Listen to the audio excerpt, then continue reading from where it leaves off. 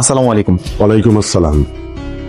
Uncle, আমি রায়হান, গ্রাম থেকে আসছি। সেটা বুঝলাম, কিন্তু তুমি কে? তার মানে তুমি আমার বন্ধু আতাহারের ছেলে? হ্যাঁ, বড় হয়ে গেছো। হ্যাঁ, এই যে আমার 2 মেয়ে। আপনি?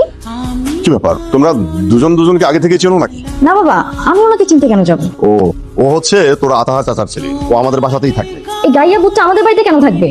এই চুপ, কি সব আজে বাজে কথা বলছিস? ও আমাদের বাসাতেই থাকবে। হয়েছে, থামেন। আপনি পাস। আমি আঙ্কেলের কথা দিচ্ছি, আপনার আমি ঠিকঠাক মতো অঙ্ক শেখাবো। আপনি কি আমার থেকে জিজ্ঞাসা করে কথা দিচ্ছেন? এমন ভাবে বলতেছেন মনে হয় প্রয়োজনটা আপনার না, আমার নিজের। আপনি আমার মধ্যে কথা বলতেছেন মনে হচ্ছে আপনিও গণিতের জাহাজ। আমি বুঝি না, প্রেম কি এত সস্তা? প্রেম সস্তা না, প্রেম তো হলো স্বর্গীয়।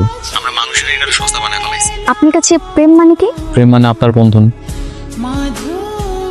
তুমি এটা আমার সাথে কেমনে করে করলা? I am sorry sir.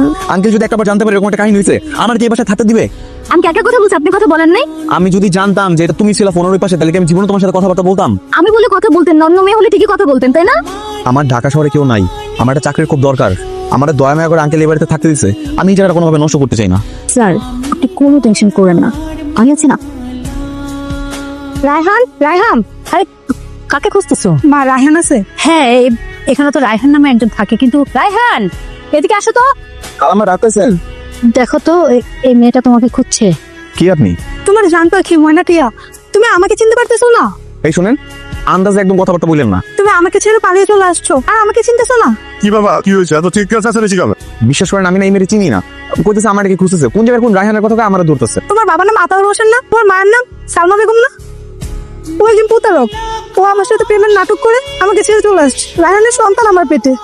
এমন ঘটনা যদি আপনার মেয়ের সাথে হতো, আপনারা কি সবাই এভাবে চুপ করে থাকতে পারতেন? ছি ছি ছি, আঙ্কেল একদম চুপ। যাও বলছি, বেরিয়ে যাও। সাইরা, তুমি তো জানো এরকম কিছু আমি করতে পারি না। আমি এমন কিছু করিনি, একটু আঙ্কেলকে বুঝাই বলো না। ছোট লোকের বাচ্চা, এখন এই মুহূর্তে বাসা থেকে বের হয়ে যা।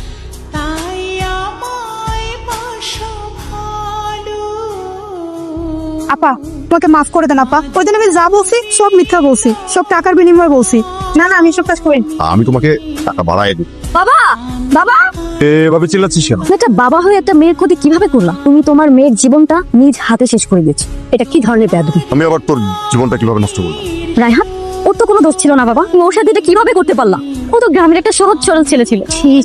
ছি, তুমি এরকম একটা জঘন্য কাজ করতে পারলা? আমাকে তুই ভুল বুঝিস না, আমি সত্যিই বলছি, আমি যা করছি তোর ভালোর জন্য। আমি তো চাইনি তোমার কাছেই ভালো, চাইছি বলো তোমার মতো একটা অহংকারী মানুষ কখনো আমার বাবা হতে পারে?